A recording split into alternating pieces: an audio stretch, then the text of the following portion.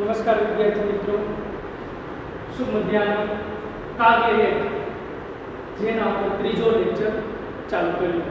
કાવ્ય 1 માં પહેલો લેક્ચરમાં પ્રસ્તાવના અને પહેલા મંત્રનું ભાષાંતર, બીજા લેક્ચરમાં એ આપણે પહેલો મંત્ર છે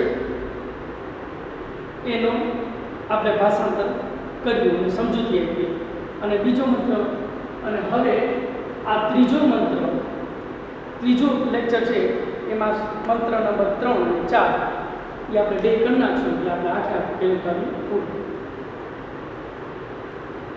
તો ત્રીજો મંત્ર જો ત્રીજા મંત્રમાં સંકલ્પ એવું ટાઇટલ આપેલું છે।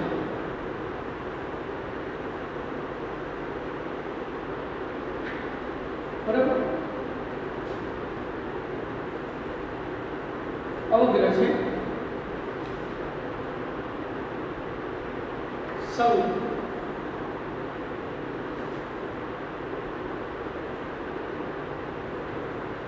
સંકલ્પ આવું ટાઇટલ છે એ ત્રીજા મંત્રમાં આપેલું છે। તો સ્ટેપ બાય સ્ટેપ જોતા રહે। પહેલા મંત્રમાં પ્રણમાંજલિ એવું ટાઇટલ આપેલું, તો એનો અર્થ હું મેં તમને ડિટેલ પૂર્વક સમજાવ્યો કે બે હાથ મસ્તક બરાબર અને હૃદય સાથે એ ભગવાનને નમન કરવાની એક પદ્ધતિને પ્રણમાંજલિ કહેવાય। બીજું પ્રાર્થના કે હૃદયનો આર્તનાદ બરાબર, અને પછી સંકલ્પ એટલે હવે આગળ વધી કે ભગવાનના મંદિરની આગળ ગયા અને બે હાથના મસ્તક દ્વારા પ્રણામ કર્યા, એની સાથે હૃદય પણ નમ્યું અને હૃદયમાં એવો ભાવ જાગ્યો કે ભગવાન તું મારો છો, હું તારો છું, અને હૃદયમાંથી જે અવાજ નીકળ્યો હૃદયનો આર્તનાદ એટલે પ્રાર્થના, અને પ્રાર્થના કર્યા પછી સંકલ્પ ભગવાનને આપેલું એક પ્રોમિસ બરાબર, એને સંકલ્પ કહેવાય। હવે સંકલ્પ એને કહેવાય।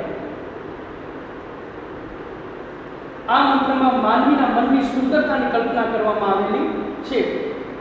હવે સંકલ્પ જોઈએ તો આમ જો તો એ બે પ્રકારના હોય છે, જેનું આપણે સમજૂતી તમને સમજાવું। તમારે ટેક્સ્ટ બુકની અંદર પણ તમે જુઓ, પેજ નંબર હું તમને કહું છું,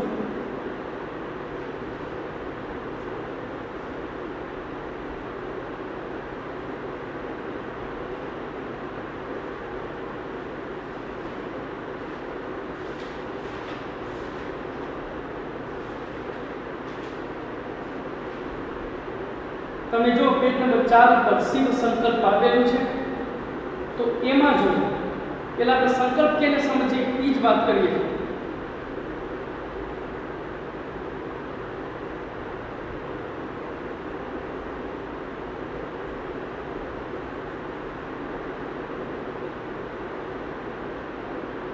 પછી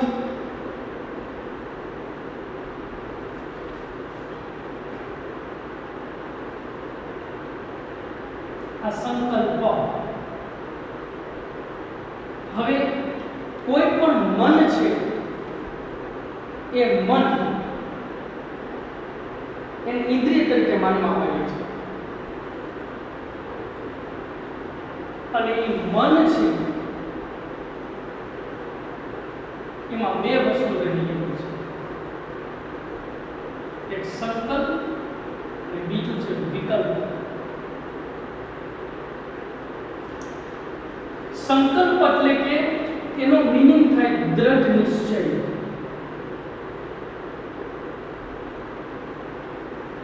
અને વિકલ્પ એટલે એનો મીનિંગ છે દ્વિધા। સંકલ્પ એટલે દ્રઢ નિશ્ચય કે આમ કરવું છે, આમ કરવું છે, શુડ બી ડન, અને વિકલ્પ એટલે આમ કરવું કે આમ કરવું બરાબર। એટલે વિકલ્પ છે એ આમ કરવું કે આમ કરવું એટલે ડિસિઝન નથી, નિર્ણય નથી, અને સંકલ્પ એટલે દ્રઢ નિશ્ચય કે ભાઈ આ સંકલ્પ લીધો, આ નિર્ણય લીધો કે આ કરવું છે એટલે ડન। હવે સંકલ્પના બે પ્રકાર પડે છે।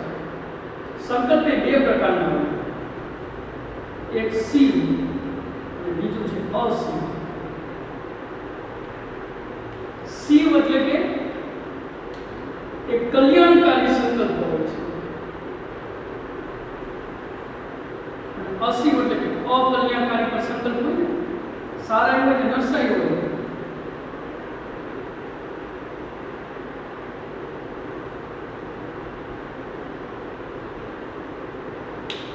તો એમાં અકલ્યાણકારી સંકલ્પ છે એને છોડવાનું કીધું છે, અને શિવ એટલે કલ્યાણકારી સંકલ્પ છે એને અહીં વાત કરવામાં આવેલી છે. ટૂંકમાં ભગવાનના મંદિરની અંદર જાય, બે હાથ મસ્તકને હૃદય દ્વારા નમન કરીએ અને હૃદયપૂર્વક આર્તનાદ એટલે પ્રાર્થના, અને પ્રાર્થના કર્યા પછી ભગવાનને આપેલો એક પ્રોમિસ એને સંકલ્પ કહેવાય, દ્રઢ નિશ્ચય કે હું આમ કરીશ. બરાબર. ભગવાનને બધાય માને છે, પણ ભગવાનનું કોઈ નથી માનતું. તો ભગવાન આપણા પર રાજી ક્યાંથી થાય? ભગવાનનું માનીએ તો રાજી થાય. તો ભગવાનને કયો કે હું આમ કરીશ, હું આમ કરીશ, એવો દ્રઢ નિશ્ચય એને સંકલ્પ કહેવાય. અને નિશ્ચય પાછો કેવો હોવો જોઈએ? કલ્યાણકારી હોવો જોઈએ. બરાબર. તો એ સંકલ્પ તરફ આગળ વધી આપણે, અને એમાં એ યજુર્વેદનો મંત્ર છે અને પ્રાર્થના કરવામાં આવેલી છે. તો આપણે જરા જોઈએ. જો સુસારથી, હવે આ મંત્ર બહુ અઘરો છે. સુસારથી આમાં એક ને એક વસ્તુ બે વખત આવશે, બે વખત લેવાની. પહેલા તો એનો શબ્દનો અર્થ છે એ જ આપણે લખતા જઈએ. તો પહેલા જો એ સુસારથી ત્યાંથી શરૂઆત થશે, એટલે લખો એ કુશળ એવો સારથી, પછી ર માં અછૂટો પડશે અસ્માન. અસ્માન એટલે કે ઘોડો.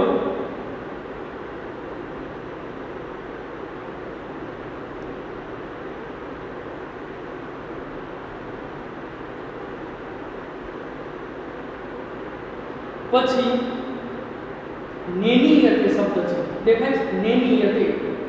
તો લખો એ નેનીયતે એટલે લઈ જવું, લઈ જાય છે. પછી ત માટે અછૂટો પાડો અભિશુભી, દેખાય છે અછૂટો પાડો અભિશુભી. અભિશુભી એટલે કે લખો એ લગામ વડે, લગામ ચાબુક. નેનીયતે એટલે કે લઈ જવું, અભિશુભી એટલે કે લગામ વડે, ચાબુક વડે. વાજીન, વાજીન એટલે લખો ઘોડા. વાજીન એટલે કે ઘોડા.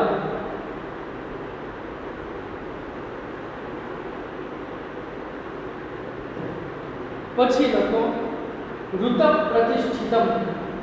ઋત પ્રતિષ્ઠિતમ એટલે લખો હૃદયમાં પ્રતિષ્ઠિત થઈ, હૃદયમાં રહેલું. યદ અજીર્ણમ, એમાં દ માં દ છૂટો પાડો અજીર્ણમ, બીજી લીટીમાં અજીર્ણમ એટલે લખો ક્યારેય જીર્ણ ન થનાર.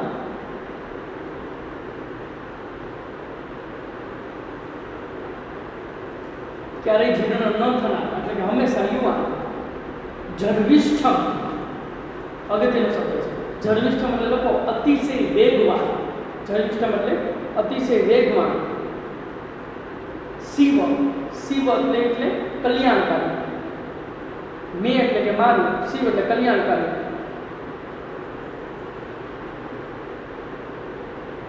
સંકલ્પ એટલે કે વિચાર. આટલું લખાઈ ગયું. ફરીથી બોલું. સુસારથી એટલે સારો એવો સારથી. અશ્વ એટલે કે ઘોડો. નેનિયત એટલે કે લઈ જવું. અભિશુભિહી એટલે કે લગામ વડે. પછી વાજીનો એટલે કે ઘોડા. ઋત પ્રતિષ્ઠિત એટલે હૃદયમાં રહેલું. અજીર્ણ એટલે અજીર્ણ, ક્યારેય જીર્ણ ન થનાર એટલે હંમેશા યુવાન. જર્વિષ્ઠમ એટલે કે વેગવાન. અને મેં એટલે કે મારું.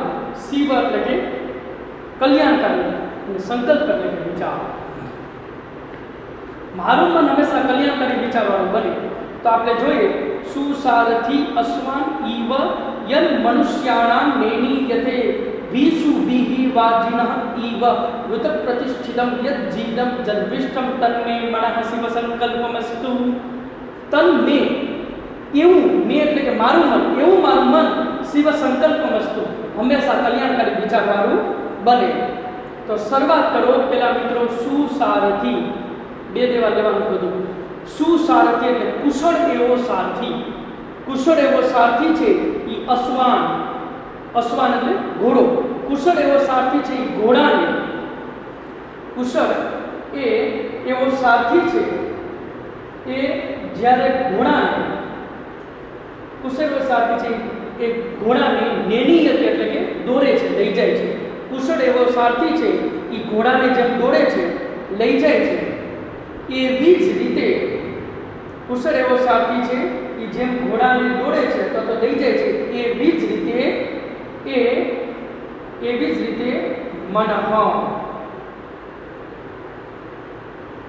મન શબ્દ છે, બીજી લીટીમાં મન શબ્દ છે. જો જે એકવાર લેવાનું લેવા, જેમ કુશળ એવો સારથી છે એ ઘોડાને લઈ જાય છે, દોરી જાય છે, એવી જ રીતે મન, બીજી લીટીમાં એવી રીતે આપણું મન છે, એવી જ રીતે આપણું મન છે એ મનુષ્ય એટલે મનુષ્ય, એવી રીતે આપણું મન છે એ મનુષ્યને નેનીયતે, એટલે આપણું મન છે એ મનુષ્યને નેનીયતે એટલે કે દોરે છે.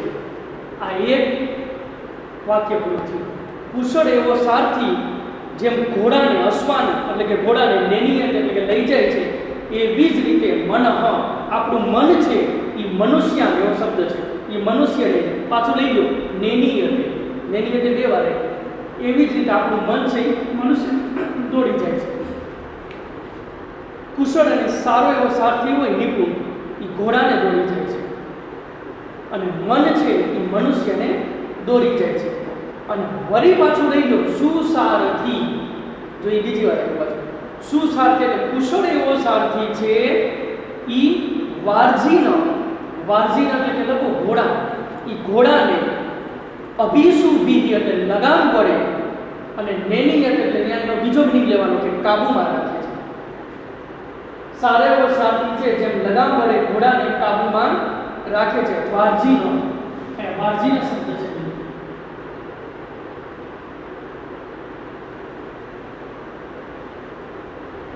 વારજીનો, પછી અશ્વ, ભય,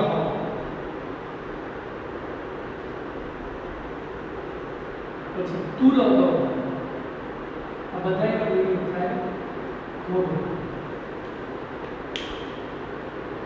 કુશળ એવો સારથી જેમ અશ્વાન એટલે કે ઘોડાને દોરી જાય છે, એવી રીતે આપણું મન છે એ મનુષ્યને એટલે કે આપણે દોરી જાય છે. વળી પાછું લઈ લો કુશળ એવો સારથી, સુસારથી, બીજી વાર લઈ લો કે કુશળ એવો સારથી છે એ અભિસુભી એટલે લગામ વડે, વાજીનો એટલે કે ઘોડાને, નેનીયત એટલે ત્યાં બીજો મિનિંગ લેવાનો કે કાબુમાં રાખે છે, લગામ વડે કાબુમાં રાખે છે. એવી જ રીતે મન, આપણું મન છે એ મનુષ્ય, બીજી વાર લેવાનું, મનુષ્યને કાબુમાં રાખે છે. અને બે મિનિંગ લેવાના, બેની જોડી. પહેલું કે કુશળ એવો સારથી ઘોડાને દોરી જાય છે, એવી રીતે મન છે એ મનુષ્યને દોરી જાય છે. બીજું, કુશળ એવો સારથી જેમ લગામ વડે ઘોડાને કાબુમાં રાખે છે, તેમ મન મનુષ્યને એટલે કે પ્રાણીઓને અંકુશમાં રાખે છે. હવે એવું મન કેવું છે? હૃદય પ્રતિષ્ઠિતમ, ક્યાં રહે છે? હૃદ એટલે હૃદય, અને પ્રતિષ્ઠિત એટલે સ્થાપિત રહેલું. એવું મારું મન હૃદય પ્રતિષ્ઠિતમ, હૃદયમાં રહેલું છે, હૃદયમાં રહેલું છે. અને એ કેવું છે? યદ અજીર્ણ, એ ક્યારેય જીર્ણ ન થનાર, હંમેશા યુવાન છે. બરાબર? હૃદયમાં રહેલું અજીર્ણ, ક્યારેય જીર્ણ ન થનાર, હંમેશા યુવાન. અને જર્વિષ્ઠમ એટલે કે અતિશય વેગવાન, એવું મેં એટલે કે મારું મન શિવ સંકલ્પમસ્તુ, કલ્યાણકારી વિચારવાળું બને. હંમેશા જર્વિષ્ઠવાન, વેગવાન, એટલું બધું વેગવાન છે મિત્રો કે મનની ગતિને કોઈ જાણી ન શકે. આપણે પાંચમું કાવ્ય ભણી ગયા યક્ષ વિધિથી સવાલ, એમાં યક્ષ પ્રશ્ન કરે છે કે પવનથી પણ વધારે તીવ્ર ગતિ કેની છે? તારી યુધિષ્ઠિર જવાબ આપે છે કે મનઃ શીઘ્રતરમ વાયુ, વાયુ એટલે કે પવનથી પણ વધારે કોઈ તીવ્ર ગતિ હોય તો મનની છે. એટલે અહીં એવો શબ્દ વાપર્યો જર્વિષ્ઠમ, એ અતિશય વેગવાન છે. એવું મેં મનઃ, એવું મારું મન છે એ શિવ સંકલ્પમસ્તુ, કલ્યાણકારી વિચારવાળું બને. તો કલ્યાણકારી વિચારવાળું બને, એ અંડરલાઈન કરો, તન્મે મનઃ શિવ સંકલ્પમસ્તુ. એ તન્મે મનસ્વ સંકલ્પ વસ્તુ છે એ તમારે સંદર્ભ સુક્તિ તરીકે આઈપી પૂછાય, લખો સંદર્ભ સુક્તિ. અને આખો શ્લોક છે એ ભાષાંતર તરીકે પૂછાય છે, અને શ્લોકમાં લખો આઈએમપી ભાષાંતર. અને બીજી રીતિમાં તન્મે મનસ્વ સંકલ્પ વસ્તુ ત્યાં અંડરલાઈન કરો, ત્યાં લખો સંદર્ભ સુક્તિ. તો એમાં તમારે પહેલા તો ભાષાંતર, પહેલા તો રેફરન્સ આપવાનો કે ક્યાંથી લીધેલું છે આ યજુર્વેદમાંથી ને, બરોબર. એ આપ્યા પછી આનું ભાષાંતર કરવાનું. ભાષાંતર આપ્યા પછી એની સમજૂતી વિસ્તાર કે ભાઈ કે ઋષિ પોતાના મનને કલ્યાણકારી સંકલ્પ વાળું કહે છે, તો સંકલ્પ શું સંકલ્પ વ્યક્ત કરવાનું કહે છે તે જણાવે છે. અને પછી જેમ સારથી છે એ ઘોડાને લઈ જાય છે, દોડી જાય છે, એમ મન પણ મનુષ્યને દોડી જાય છે. સારથી જેમ ઘોડાને કાબૂમાં રાખે છે, મન મનુષ્યને કાબૂમાં રાખે છે. પણ એવું મન છે એ હૃદયમાં રહેલું છે અને કેવું છે, અતિશય વેગવાન છે, મનની ગતિને કોઈ ઓળખી શકતું નથી. અને પછી આવા મન છે એ કલ્યાણકારી વિચારવાળું કીધું છે. તો મનમાં બે પ્રકારના વિચાર હોય, પછી આવી રીતે સમજાવવાનું, સંકલ્પ અને વિકલ્પ. સંકલ્પ એટલે કે વિચાર, દ્રઢ નિશ્ચય, અને વિકલ્પ એટલે કે દ્વિધા, આમ કરું કે તેમ કરું, પેલું કરું કે બીજું કરું. પણ અહીંયા સંકલ્પ એટલે દ્રઢ નિશ્ચય રાખવાનો છે. અને સંકલ્પના પણ બે પ્રકાર હોય, શિવ એટલે કલ્યાણકારી વિચાર ને અશિવ એટલે કે અકલ્યાણકારી. પણ અહીંયા કલ્યાણકારી વિચારવાળું મારું મન થાય, જે દિશામાં જ્યાં હું જાઉં ત્યાં મને સારા વિચારોની પ્રાપ્તિ થાય. I am going to all over the direction in get by noble thought. જે દિશામાં જાઉં ત્યાં મને નોબલ થોટ એટલે ઉમદા વિચારોની પ્રાપ્તિ થાય. તો એવું તમે અહીંયા લખી શકો, બરોબર, કે મારું મન કલ્યાણકારી વિચારવાળું બને અને તેવું શુભ ભાવના અહીં વ્યક્ત થયેલી છે. જે મન જાગૃત અવસ્થામાં હોય, બરાબર, એ દૂર સુધી ગમન કરે છે, પણ નિદ્રા અવસ્થામાં એ ઘણે દૂર સુધી વહી જાય છે. અને આ મન છે એ કેવું છે, અમર છે, પ્રકાશમય છે, જ્યોતિરૂપ છે, જેના વિના કોઈ પણ કાર્ય સંપાદન કરી શકાતું નથી. આવું મારું મન છે એ શ્રેષ્ઠ ઉત્તમ એવા કલ્યાણકારી વિચારોથી યુક્ત બને. માણસનું શરીર વૃદ્ધ થાય છે, મન ક્યારેય વૃદ્ધ થતું નથી. એટલે એને કીધું છે અજીર્ણ, ક્યારેય જીર્ણ ન થનાર, બરોબર. અને ચોથો શ્લોક હવે આપણે સમજીએ.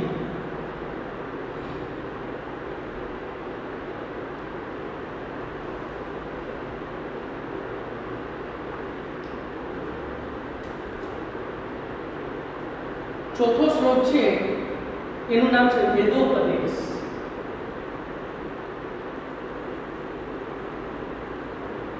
તો ઈ પેલા છે વેદોપદેશ કે પેલા પ્રણમાંજલિ, બે હાથ મસ્તક અને હૃદયપૂર્વકના નમસ્કાર. પછી પ્રાર્થના કે બે હાથ મસ્તક કે હૃદયપૂર્વક નમસ્કાર કર્યા પછી હૃદયનો આર્તનાદ પ્રાર્થના કરવી. ત્રીજું સંકલ્પ, ભગવાનને આપેલો પ્રોમિસ, દ્રઢ સંકલ્પ. અને ચોથું છે વેદોપદેશ કે ભગવાનને જે તમે પ્રોમિસ આપેલું છે, જે કલ્યાણકારી વિચાર કરો છો, કલ્યાણકારી જીવન જીવો, અને એ જીવન જીવવાથી પછી તમને સારરૂપે જે પરિણામ મળે છે એને વેદોપદેશ કહેવાય. જે આનંદ પ્રસન્નતા મળે છે એને વેદોપદેશ કહેવાય, વેદનો ઉપદેશ. હવે અહીંયા મોઘમ અન્નમ વિદ્યન્તે અપ્રચેતા સત્યમ બ્રવીમિ વદ ઇત સતસ્ય નારી પર્યમણમ પુષ્યતિ નો સખાયામ કેવલાદ્યો ભવતી કેવલાદી. અથર્વવેદનો ઋગ્વેદનો મંત્ર છે. સોરી, હવે જે શબ્દ બોલું છું પહેલા તો આપણે એનો અર્થ લખી લઈએ, બરોબર, પછી આપણે આગળ વધીએ. તો શરૂઆત કરો તમે કે સૌથી પહેલા એ મોઘમ એટલે વ્યર્થ. મોઘમ એટલે વ્યર્થ.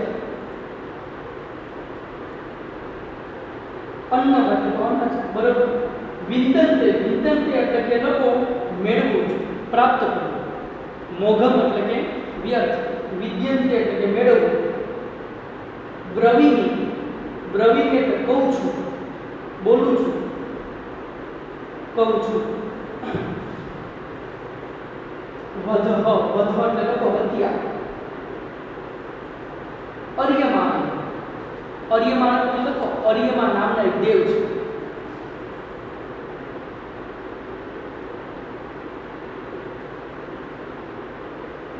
અને પુષ્યથી એટલે કે પોષણ કરવું.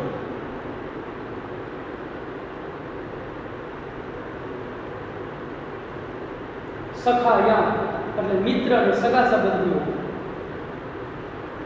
પછી લખો કેવલાદ્ય, કેવલ પાપને ખાનારો. કેવલાદિ એટલે લખો પાપી. કેવલાદ્ય એટલે પાપને ખાનારો અને કેવલાદિ એટલે કે પાપી. આ અર્થ થઈ ગયો.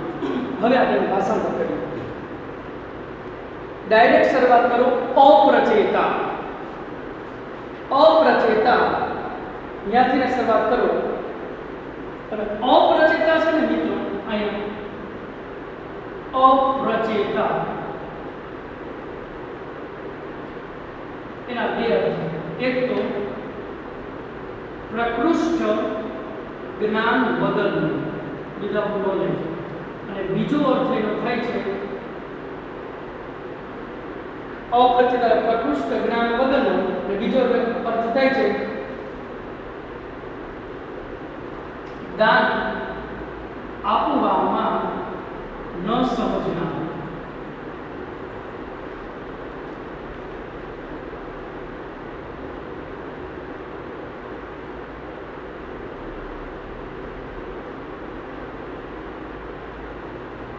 હવે તો શરૂઆત ત્યાંથી જ કરો. અપ્રચેતા અને એના બે મિનિંગ એક સાથે લઈએ કે અપ્રચેતા પ્રકૃષ્ટ જ્ઞાન વગરનો, જેની પાસે કોઈ સમજ શક્તિ જ નથી. પ્રકૃષ્ટ જ્ઞાન વગરનો. અને હવે બીજો અર્થ લઈએ કે જેના મનમાં દાન આપવાનું કંઈ વિચારતો નથી. પ્રકૃષ્ટ જ્ઞાન વગરનો અને જે દાન આપવામાં કંઈ વિચારતો નથી એવો વ્યક્તિ છે. પ્રકૃષ્ટ જ્ઞાન વગરનો અને જે દાન આપવામાં કંઈ સમજતો જ નથી એવો કાંસમાં લેવાનો વ્યક્તિ. મોઘમ અન્નમ વિદ્યતે, એવો વ્યક્તિ છે એ અન્નમ એટલે કે અનાજને, મોંમાંથી છૂટો પાડો, અન્નમ એટલે અનાજને, મોઘમ એટલે કે વ્યર્થ, અને વિદ્યતે એટલે કે મેળવે છે, ગ્રહણ કરે છે. જે દાન આપવામાં કંઈ સમજતો નથી અને પ્રકૃષ્ટ જ્ઞાન વગરનો છે એવો વ્યક્તિ અન્નમ એટલે અનાજને, મોઘમ એટલે વ્યર્થ મેળવે છે. સત્યમ બ્રવીમી, હું સાચું બોલું છું. સત્યમ બ્રવીમી, હું સાચું બોલું છું કે સહ એટલે કે તે, તસ્ય વધઃ ઇતઃ, તે તેનો જ વધ કરે છે. આ પહેલી લીટી થઈ કે અપ્રચેતા જે પ્રકૃષ્ટ જ્ઞાન વગરનો છે અને જે દાન આપવામાં કાંઈ સમજતો નથી એવો વ્યક્તિ. મોઘમ અન્નમ મોઘમ વિદ્યતે, એવો વ્યક્તિ છે અનાજને મોઘમ એટલે કે વ્યર્થ જ વિદ્યતે મેળવે છે. સત્યમ બ્રવીમી, હું સાચું બોલું છું એવો વ્યક્તિ છે સહ એટલે કે તે, તસ્ય વધઃ, એ તેનો જ વધ કરે છે. હું કાને એમ કીધું કે દાન આપવામાં સમજતો નથી અને એ જ્ઞાન વગરનો છે અને અનાજને વ્યર્થ મેળવે છે. પેલા ભાષાંતર કર્યું પછી સમજાવો કે બીજી રીતે ન અર્યમાણમ પુષ્યતિ, એ અર્યમા દેવતાને, પુષ્યતિ એટલે પોષતો નથી, અર્યમા દેવતાને આપતો નથી. ન સખાયા, સગા સંબંધીઓની સાથે પણ એ જમતો નથી. એટલે બરોબર. કેવલા દ્યો, માત્ર એકલો ખાનાર છે એ કેવલાદિ ભવતી, એ પાપી બને છે. એકલો ખાનાર તો પાપી હોય છે. હવે સમજો કે અપ્રચેતા કે જે પ્રકૃષ્ટ જ્ઞાન વગરનું છે, જેનામાં એ સમજ નથી કે દાન અન્ન છે એ વેચીને નહીં, વહેંચીને. વેચવું એટલે કે પૈસા દઈને લેવું, એને વેચવું કહેવાય. અને વહેંચવું, મારી પાસે 2 રોટલી છે અને હું ભૂખ્યો છું, સામેવાળો વ્યક્તિ ભૂખ્યો છે, પણ બે હું ખાઈ જાઉં એમ નહીં. એક રોટલી એને દો, બે હું લઈ લઉં, તો એને વહેંચવું કહેવાય. તો અન્ન છે એ વહેંચી અને ખાવાની ચીજ, ખોરાક છે. બરોબર. એટલે જે એવી એનામાં સમજ નથી, એટલે એને કીધું જે પ્રકૃષ્ટ જ્ઞાન વગરનો છે અને દાન આપવામાં તો કંઈ સમજતો નથી ને વેચીને ખાવામાં તો સમજતો નથી એવો વ્યક્તિ અનાજને કદાચ મેળવે ને તો એ વ્યર્થ જ અનાજને મેળવે છે. હું સાચું બોલું છું, એ પોતે જ પોતાનો વધ કરે છે. કારણ કે કોઈ ભૂખ્યું હોય અને એને ન આપો, તમે એકલા ખાઈ જાઓ અને તમારો એ મૃત્યુ બરાબર કહેવાય. શાસ્ત્રમાં લખેલું છે કે કોઈના માટે રાખેલું હોય, કોઈના માટે રાખેલું હોય અન્ન, અને તમે એ અન્ન છે તમે બીજાનું અન્ન તમે ખાઈ જાઓ તો તમારા જીવનમાં દારિદ્ર્યતા અને ગરીબાઈ આવે. સુદામાએ ભગવાન કૃષ્ણના ચણા છે એ ખાધા હતા અને એના જીવનમાં દારિદ્ર્યતા આવી ગઈ. અને બીજું એકલું ન ખવાય. શ્રીમદ ભગવદ્ ગીતામાં લખેલું છે કે ભુજ્યંતે તે અધમ પાપઃ. ભગવાન કૃષ્ણ એ અર્જુનને કહે છે કે અર્જુન, જે એકલો ખાનાર છે એ તો માત્ર ને માત્ર એ પાપ જ ખાય છે. એટલે કૃષ્ણ ભગવાને પણ એ અર્જુનને ગીતામાં એવું કીધેલું છે કે એકલો ખાનાર છે એ માત્ર ને માત્ર પાપ જ ખાય છે. ભુજ્યંતે, તમે કોટેશન લખી લેજો, ભુજ્યંતે તે અધમ પાપઃ. એ એકલો ખાનાર છે એ તો માત્ર પાપ જ ખાય છે. બરોબર? એટલે એને એમ કીધું. અને ન અર્યમાણ ન પુષ્યતિ, જે અર્યમા દેવતાને પહોંચતો નથી. એટલે આપણે ભારતીય સંસ્કૃતિમાં પ્રણાલી છે કે આપણે રસોઈ બને એટલે રસોઈ બન્યા પછી આપણે ગૌગરાસ, ગાય અને કૂતરાની રોટલી અલગ કાઢીએ છીએ. બીજા નંબરમાં કે રસોઈ બની જાય ને પછી ભગવાનનો એક થાળ ધરાવવામાં આવે છે. અને ત્રીજા નંબરમાં જે રસોઈ હોય ને એના 5 કોરિયા કરી, જ્યાં પહેલાં તો ચૂલો હતો, હવે ગેસ હતો, ગેસ કે જ્યાં રસોઈ જે બનાવી હોય એના 5 કોરિયા કરી અને ગેસની સામે મૂકવામાં આવે છે. એ અર્યમા દેવતા છે ને એ ખોરાકના દેવ છે, એને પહેલાં અર્પણ કરાય. હવે જે અર્યમા દેવતાને પણ પોષતો નથી, બરાબર, અને માત્ર ન સખાયા એટલે મિત્રો કે સગા સંબંધીઓ ભાઈ બહેન સાથે પણ ખાતો નથી. અને કેવલાદ્યો, માત્ર એકલો ખાનાર છે એ કેવલાદિ ભવતી, તો પાપી છે, એ પાપને ખાય છે. બરાબર? એટલે અન્ન છે એ વેચીને ખાવું જોઈએ અને શુદ્ધ અને સાત્વિક અન્ન ખાવું જોઈએ. મિત્રો, અન્ન છે ને ભોજન 3 પ્રકારના હોય છે: સંસ્કૃતિનું ભોજન, પ્રકૃતિનું ભોજન અને વિકૃતિનું ભોજન. વિકૃતિનું ભોજન, તમે રોડ પર ગયા અને માંસ મટનને જોવો અને તમે ખાઓ, મિત્રો એ બુદ્ધિમાં વિકાર પેદા કરે, તમારી બુદ્ધિ બગડશે. એ વિકૃતિનું ભોજન છે, એ ન ખાવું જોઈએ. અને પછી પ્રકૃતિનું ભોજન, કે રોડ પર ગયા અને દાબેલી પાણીપુરીની રેકડી જોઈ, દાબેલીની રેકડી જોઈને દાબેલી દાબી લીધી, કારણ કે ભાઈ મન છે, રહેવાય તો નહીં. તો એકવાર દાબેલી દાબી લીધી તો બહુ અફસોસ ન કરો, કંઈ વાંધો નહીં, આપણે પ્રકૃતિ છે ને ભાઈ, સ્વભાવ છે. પણ એ પ્રકૃતિનું ભોજન છે એટલું યાદ રાખજો. અને સંસ્કૃતિનું ભોજન એટલે વિકૃતિમાંથી પ્રકૃતિ તરફ જવાની જરૂર છે અને પ્રકૃતિમાંથી સંસ્કૃતિ તરફ જવાની જરૂર છે. તો હવે સંસ્કૃતિનું ભોજન જુઓ કે ઘરમાં પત્ની, બેન, દીકરી કે માં સવારે વહેલી ઉઠે, સ્નાન કરે, પવિત્ર વસ્ત્ર પહેરે, રસોડામાં જાય, રસોઈ બાંધે, રસોઈ કરે, અને રસોઈ થઈ ગયા પછી બધી રસોઈ થઈ જાય પછી એક થાળ તૈયાર કરે અને એમાં તુલસીનું દલ પાંદડું મૂકે અને ભગવાનને ધરે. ભગવાનને ધરાઈ ગયા પછી ઘરના બધા સભ્યો છે એ સાથે મળી અને ભોજન કરે. ધીસ ધ ઇન્ડિયન કલ્ચર, એ ભારતીય સંસ્કૃતિ છે અને એ સંસ્કૃતિનું ભોજન છે. તો વિકૃતિમાંથી પ્રકૃતિ તરફ જવાની જરૂર છે, પ્રકૃતિમાંથી સંસ્કૃતિ તરફ જવાની જરૂર છે, ત્યારે આપણી બુદ્ધિ સુધરે. તો આમ ચોથા શ્લોકમાં જે છેલ્લો શબ્દ છે કેવલાદ્યો ભવતી, કેવલાદિને અંડરલાઈન કરો અને અંડરલાઈન કર્યા પછી લખો એ સંદર્ભ સૂચિ માટે મોસ્ટ આઈએમપી છે. તો એમાં જે બોલ્યો એ લખવાનું, પહેલાં એનો રેફરન્સ કે ભાઈ આ રેફરન્સ બધાને યાદ રાખજો કે ઋગ્વેદમાંથી લેવામાં આવેલો છે. અને પછી એનું ભાષાંતર લખવાનું, પછી એની સમજૂતી. સમજૂતીમાં મેં તમને જે કીધું છે એ બરોબર, કે જેના હૃદયમાં ઉદારતા રહી, જે સંકુચિત માન્યો છે, કોઈને વેચીને ખાતો નથી, પોતે એકલો જ ખાય છે. અને અન્ન અને ધન, અનાજ અને પૈસો એવો છે ને મિત્રો કે એ વેચીને ભોગવવાની વસ્તુ છે. જે અનાજ અને ધન એટલે પૈસાને વેચીને નથી ભોગવતો, તો એ અનાજ અને ધન છે નિર્થક છે, નકામું છે. અન્ન છે એ મૃત્યુની માફક વિષતુલ્ય બની જાય છે. કોઈને તમે ન દો, બરોબર, અને કોઈને ન દો અને દાનમાં પણ ન આપો, બરોબર, અને એકલો ખાય એવો અનાજ છે એ વિષ બની જાય છે, એવું શાસ્ત્રમાં લખેલું છે. અને દેવોને પણ અનાજ આપણે જમીનની પહેલાં દેવોને ખાવા ધરવો જોઈએ. ભાઈ બંધુને મિત્રોને પણ એ આપતો નથી. અને પોતે જ ખાઈ જાય છે એ તો પાપરૂપી અન્ન ગ્રહણ કરે છે. અહીં દાન કરવાની પણ નિંદા એ કરતા ઋષિ જણાવે છે કે દાન આપવું જોઈએ જેથી જેનામાં સમજ નથી, દાન આપવું જોઈએ એની પણ સમજ નથી, અને વેચીને ખાવું જોઈએ પણ એનામાં સમજ નથી. એ અન્ન વેચીને વાપરવાની વસ્તુ છે, ખાવાની વસ્તુ છે. એકલા ખાય એ માણસ છે એ તો પાપને જ ખાય છે, એ પાપનો ભાગીદાર બને છે. વ્યાવહારિક દ્રષ્ટિએ આપણે જોઈએ મિત્રો તો ધન અને અન્ન એ દાન કરનાર અન્યોની સહાનુભૂતિ પામે છે. તમે ધનનું દાન કરો છો, ભૂખ્યાને ભોજન આપો તો કેટલાના આશીર્વાદ કરે છે અને સહાનુભૂતિને પાત્ર બને છે.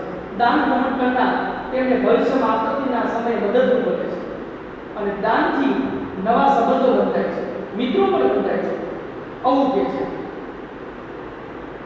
અને ધન હંમેશા અસ્થિર છે, એક સ્થળેથી બીજા સ્થળે જાય છે. તો ધનને ભેગું કરી શું કરશું? એના કરતાં યોગ્ય વ્યક્તિ યોગ્ય જગ્યાએ દાન આપો. બરોબર?